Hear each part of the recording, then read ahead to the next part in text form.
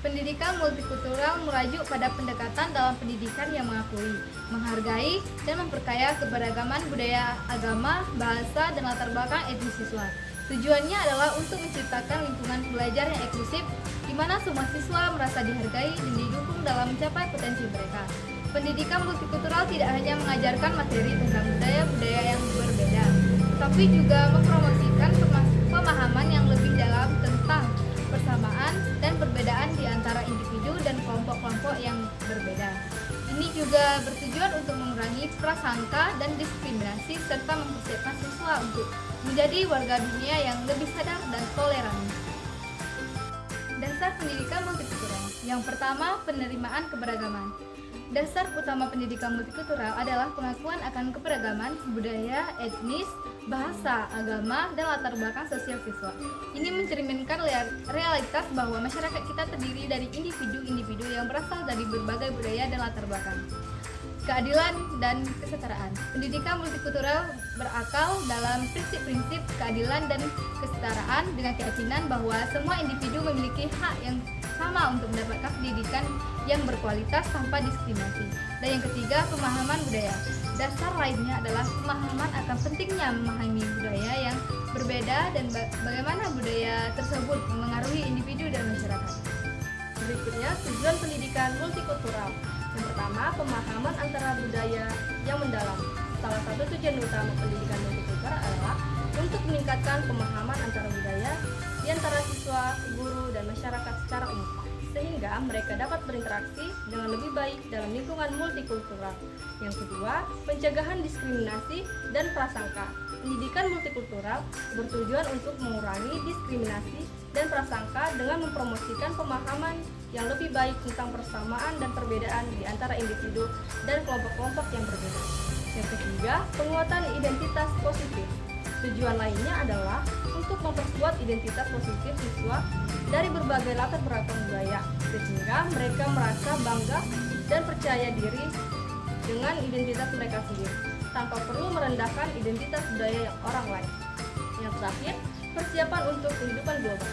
Pendidikan multikultural mempersiapkan siswa untuk menjadi warga dunia yang sadar dan terampil dalam berinteraksi dengan orang-orang dari latar belakang budaya yang berbeda di dunia yang semakin terhubung.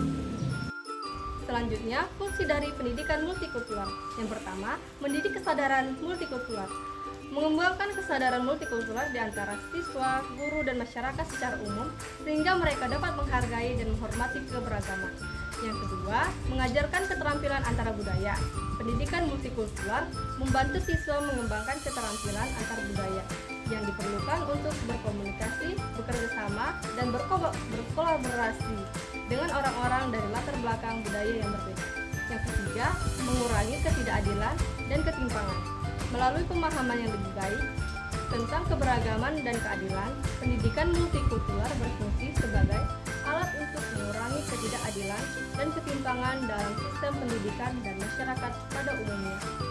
Dan yang terakhir, mengembangkan lingkungan pembelajaran inklusif. Pendidikan multikultural berperan dalam mengembangkan lingkungan pembelajaran yang inklusif, di mana sebuah siswa merasa dihargai, didukung, dan didorong untuk mencapai potensi mereka. Sejarah pendidikan multikultural. Pendidikan multikultural merupakan fenomena yang relatif baru dalam dunia pendidikan. Sebelum Perang Dunia Kedua, boleh dikatakan pendidikan multikultural belum dikenal.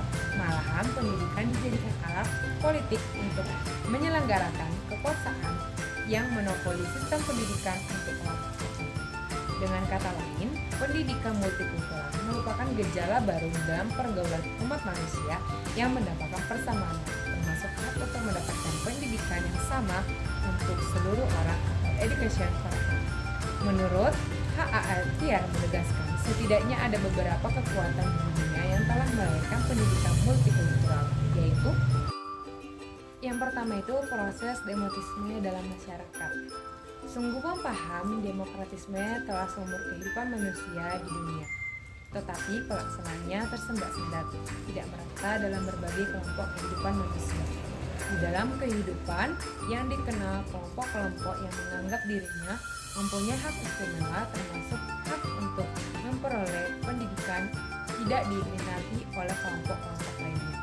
Oleh sebab itu, di dalam masyarakat yang demikian terdapat kelompok-kelompok masyarakat yang terpisahkan dalam pendidikan.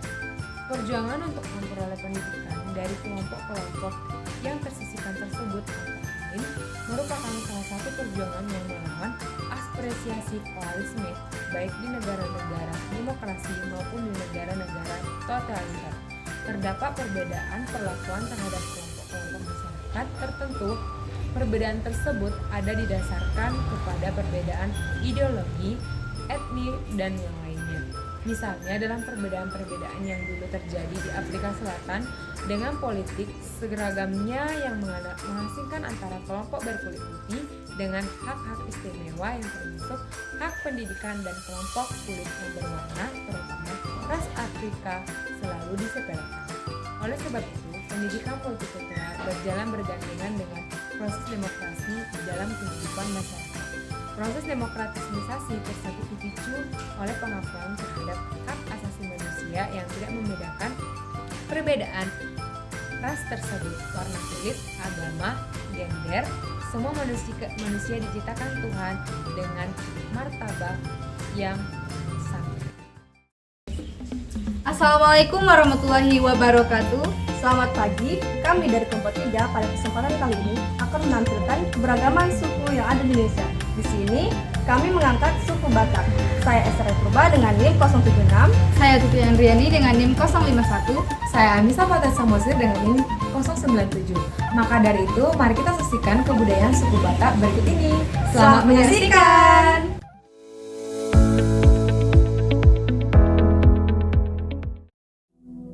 Batak adalah rumpun suku-suku yang mendiami sebagian besar wilayah Sumatera Utara. Namun, seringkali orang menganggap penyebutan Batak hanya pada suku Toba. Padahal, Batak tidak hanya suku Toba. Suku Batak banyak mendiami di Sumatera Utara, dengan banyak marga yang lebih dari 200. Mengulas lebih jauh tentang suku Batak, asal-usul suku Batak sangat sulit ditelusuri, karena minimnya peninggalan sejarah yang mengulas suku Batak. Berikut ini adalah beberapa pendapat tentang asal-usul suku Batak. Menurut legenda yang dipercayai sebagian masyarakat Batak, bahwa suku Batak berasal dari Pusuk Buhit daerah Cianjur mula-mula. Pusuk Buhit dikenal sebagai tempat tertinggi yang sakral, serta dipercaya sebagai tempat munculnya mula jadi Nabulon. Kalau versi ahli sejarah Batak mengatakan bahwa si Raja Batak dan rombongannya berasal dari Thailand yang menyeberang ke Sumatera melalui semenanjung Malaysia dan akhirnya sampai ke Cianjur mula-mula dan menetap di sana. Sedangkan dari prasasti yang ditemukan di Portibi pada tahun 1208 dan dibaca oleh Profesor Milaganti Sari, seorang guru besar ahli kepurbakalaan berasal dari Madras, India, menjelaskan bahwa pada tahun 1024 kerajaan Kola dari India menyerang Sriwijaya dan menguasai daerah Barus.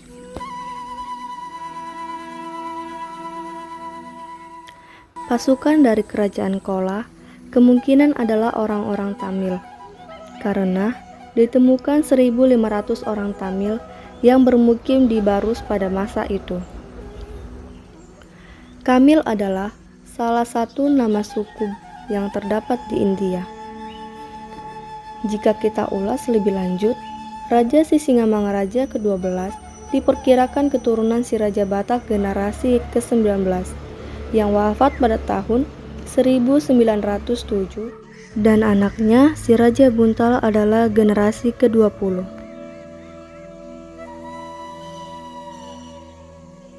Dari temuan di atas bisa diambil kesimpulan bahwa kemungkinan besar leluhur dari si Raja Batak adalah seorang pejabat atau pejuang kerajaan Sriwijaya yang berkedudukan di Barus karena pada abad ke-12 yang menguasai seluruh Nusantara adalah Kerajaan Sriwijaya di Palembang. Akibat dari penyerangan Kerajaan Kola ini, maka diperkirakan leluhur si Raja Batak dan rombongannya terdesak hingga ke daerah Porsi di sebelah selatan Danau Toba.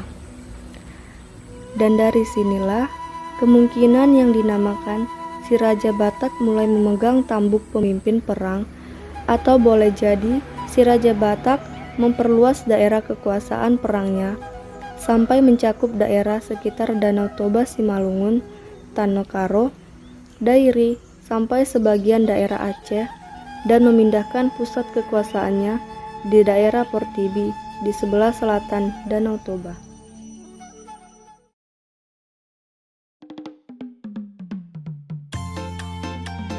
Berikut penjelasan pakaian adat Batak Toba. Sesuai dengan namanya, suku Batak Toba bermukim di sekitar wilayah Danau Toba. Pakaian adat yang digunakan oleh suku ini pun sangat khas dikarenakan menggunakan jenis kain yang berbeda, yaitu kain tenunan yang diberi nama dengan kain ulos. Pada umumnya, kain ulos merupakan kain yang ditenun secara manual dengan menggunakan peralatan tenun tradisional. Bahan dasar kain ulos adalah benang sutra. Suku Batak Toba pada umumnya menggunakan benang dengan warna putih, hitam, emas, merah, ataupun perak untuk membuat kain ulos. Kain ulos telah menjadi ciri khas dari suku Batak. Bahkan untuk pakaian adat Sumatera Utara, kebanyakan suku menggunakan kain ulos sebagai materialnya. Kain ulos tidak hanya menjadi bahan untuk pakaian adat saja, akan tetapi juga sering digunakan untuk pakaian sehari-hari oleh masyarakat suku Batak. Rincian pakaian adat Batak. Tali atau bulang-bulang biasa dikenakan oleh laki-laki. Pada bagian atas disebut sebagai ampe-ampe atau ulos ragi hotang. Sementara bagian bawahnya disebut dengan singkot. Sedangkan pakaian adat perempuan juga menggunakan tali-tali atau sortali. Bagian atasnya disebut hoba-hoba atau ulos sadum, ulos ragi hotang. Dan bagian bawahnya disebut sebagai haen. Itulah salah satu rincian pakaian adat Batak. Yang kami angkat adalah pakaian adat Batak Toba.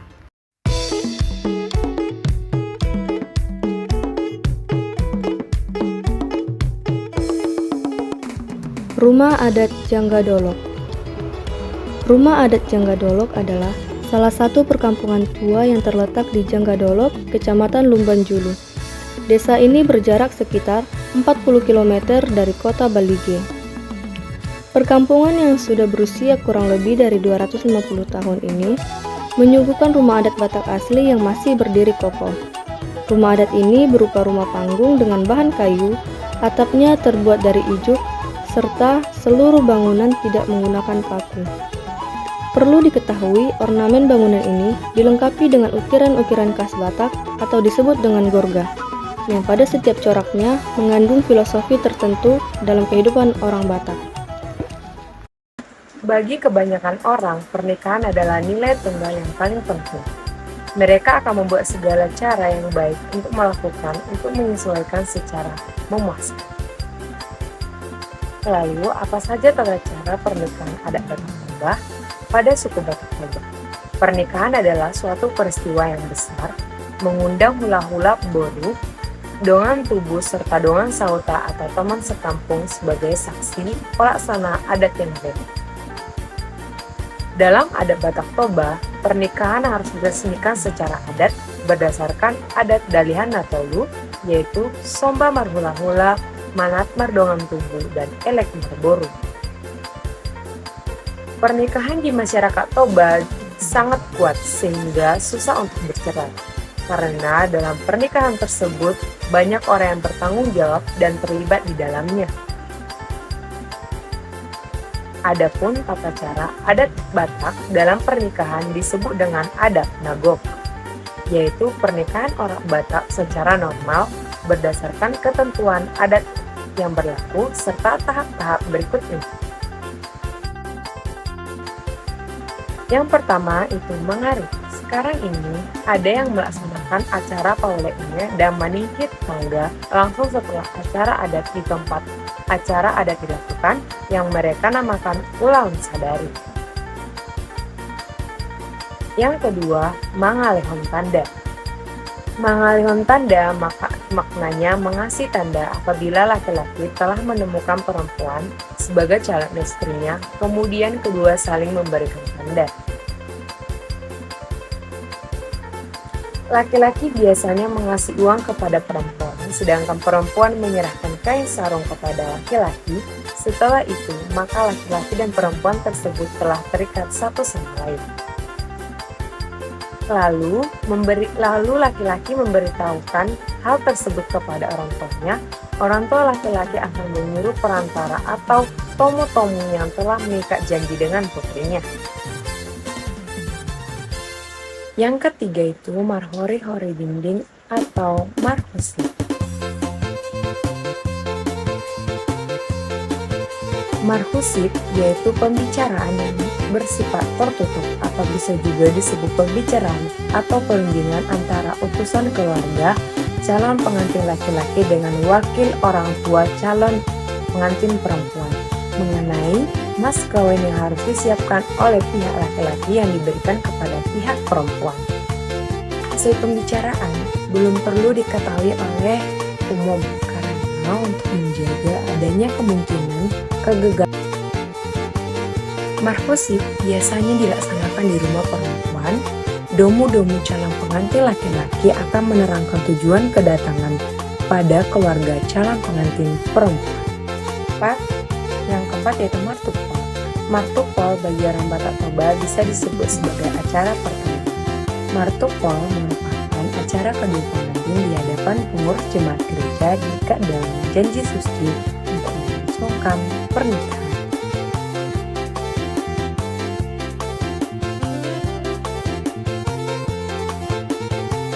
Marhata Sinamot. Marhata Sinamot biasanya diselenggarakan setelah selesai memberikan jambar. Marhata Sinamot adalah membicarakan beberapa jumlah sinamot dari pihak laki-laki. Hewan apa yang disembelih, berapa banyak ulos, berapa banyak, dan di mana dilaksanakan upacara pernikahan tersebut. Adat Marhata Sinamot bisa juga dianggap sebagai alat perkenalan resmi antara orang tua laki-laki dengan orang tua perempuan. Mas kawin yang diserahkan pihak laki-laki biasanya berupa uang sesuai jumlah mas kawin tersebut ditentukan dengan tawar-menawar. Yang keenam, Martonggoraja. Martonggoraja merupakan suatu kegiatan pra-upacara adat yang bersifat seremonial yang mutlak diselenggarakan oleh penyelenggara yang bertujuan untuk mempersiapkan kepentingan pesta yang bersifat teknis dan non-teknis. Pada adat ini biasanya dihadiri oleh teman-teman dengan kubu atau saudara, pihak asubuton, dan tuan rumah. Memohon izin kepada masyarakat sekitar, terutama dongan sahuta atau teman sekampung untuk membantu mempersiapkan dan menggunakan fasilitas umum pada upacara adat yang direncanakan.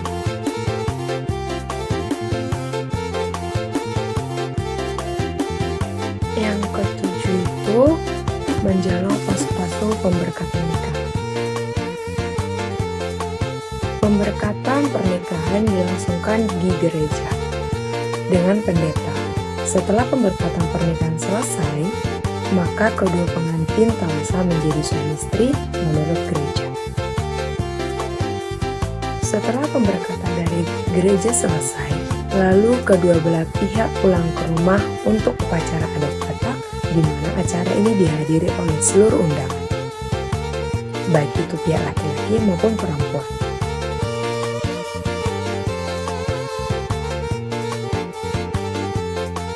Yang kedelapan, pesta adat.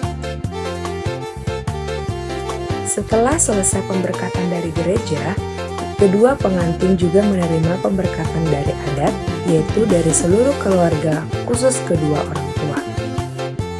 Dalam upacara adat, inilah disampaikan dua-dua untuk kedua pengantin yang diwakili dengan pemberian ulus. Selanjutnya, dilaksanakan pembagian jambar atau jatah.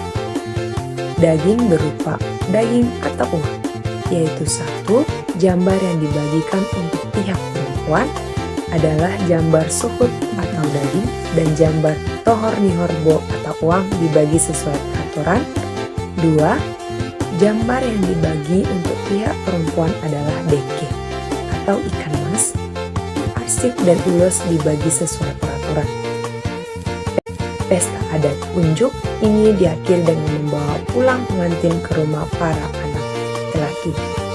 Yang ke-9, manihut diapang dialap dijual. Dialap dijual artinya jika pesta pernikahan diselenggarakan di rumah pengantin perempuan, maka dilaksanakan upacara membawa pengantin perempuan ke tempat mempelai laki-laki.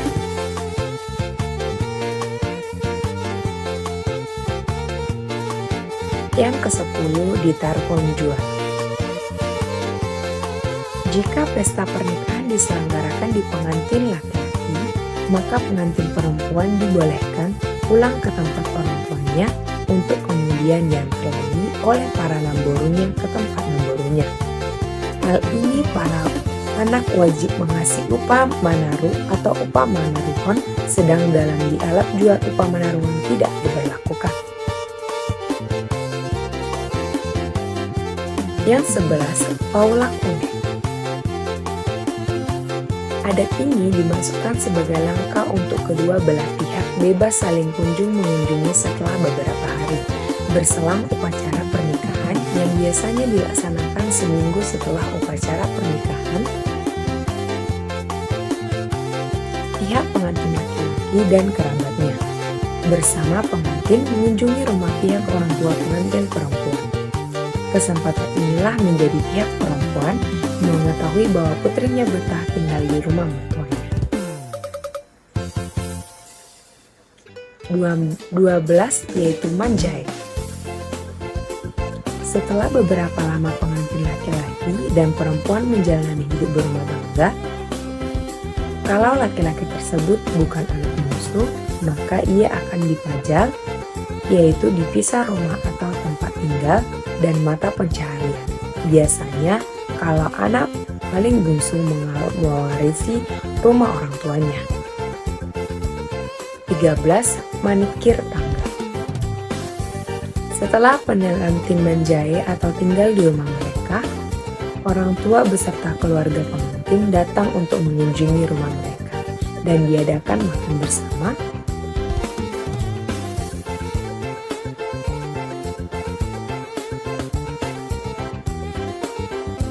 Demikian tata cara pernikahan adat Batak Toba.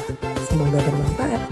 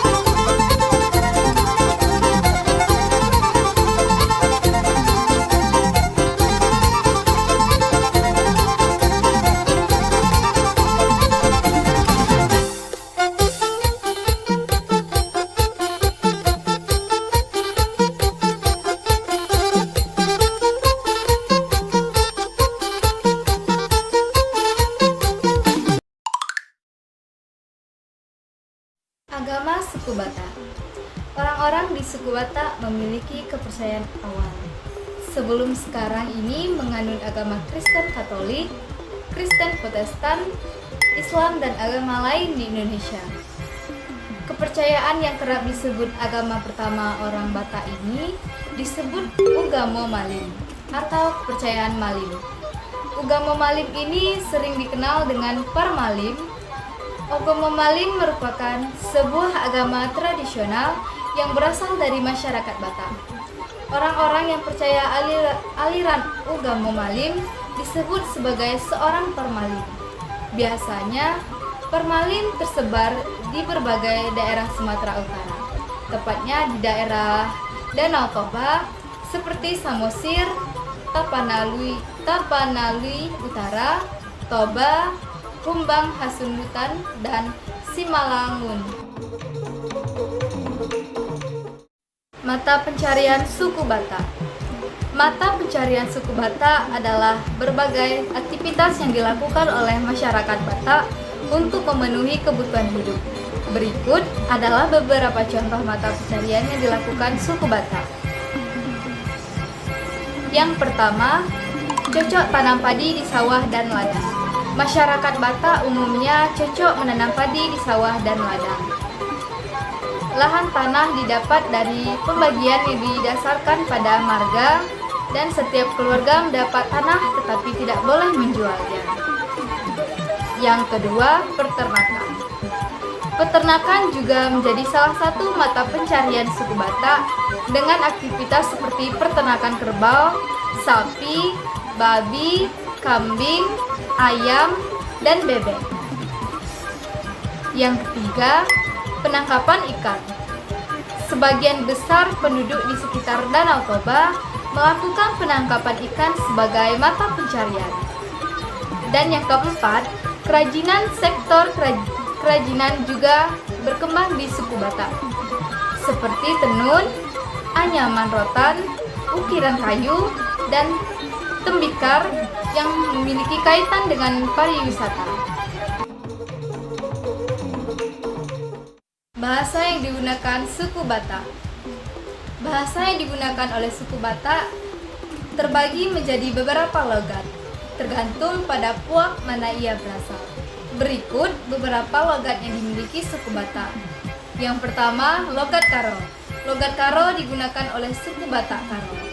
Dan yang kedua, logat Pakpak, digunakan oleh suku Batak Pakpak. Yang ketiga, logat Simalungun. Logat Simalungun digunakan oleh suku Batak Simalungun. Dan yang keempat, logat Toba, digunakan oleh suku Batak Toba, Anggola, dan Mandailing. Dalam beberapa kasus, suku Batak juga menggunakan bahasa Indonesia terutama dalam konteks kehidupan sehari-hari dan interaksi dengan masyarakat lain.